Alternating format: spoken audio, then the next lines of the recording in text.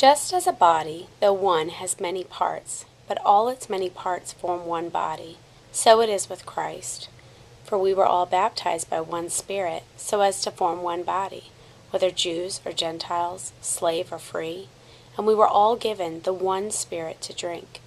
Even so, the body is not made up of one part, but of many. Now if the foot should say, "Because I'm not a hand, I don't belong to the body," it would not for that reason stop being part of the body. And if the ear should say, "Because I'm not an eye, I do not belong to the body," it would not for that reason stop being part of the body. If the whole body were an eye, where would the sense of hearing be? If the whole body were an ear, where would the sense of smell be? But in fact, God has placed the parts in the body, every one of them, just as He wanted them to be. If they were all one part, where would the body be? As it is, there are many parts, but one body. The eye cannot say to the hand, "I don't need you," and the head cannot say to the feet, "I don't need you." On the contrary, those parts of the body seem to be weaker are indispensable. On the contrary, those parts of the body that seem to be weaker are indispensable, and the parts that we think are less honorable we treat with special honor, and the parts that are unpresentable are treated with special modesty. While our presentable parts need no special treatment, but God has put the body together, giving greater honor to the parts that lacked it, so that there should be no division in the body, but that its parts should have equal concern for each other. If one part suffers, every part suffers with it. If one part is honored, every part rejoices with it. Now you are the body of Christ, and each one of you is a part of it. And God has placed in His church first of all apostles, second prophets, third teachers, then miracles, then gifts of healing, of helping, of guidance, and of different kinds of tongues. Are all apostles? Are all prophets?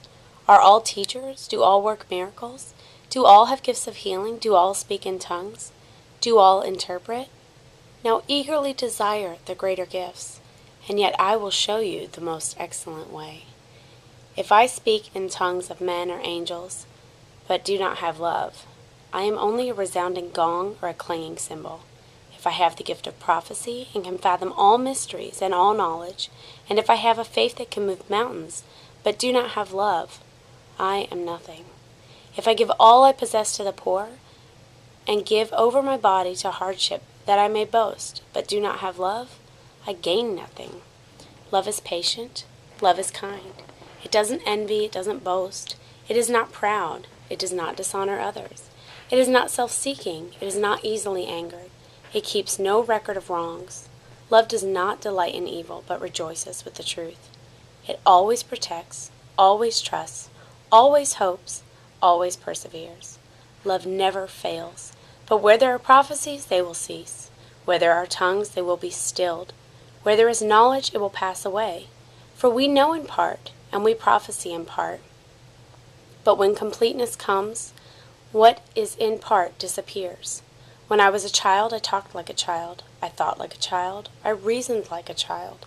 When I became a man, I put the ways of childhood behind me. For now we see only a reflection as in a mirror. Then we shall see face to face. Now I know in part. Then I shall know fully, even as I am fully known. And now these three remain: faith, hope, and love. But the greatest of these is love.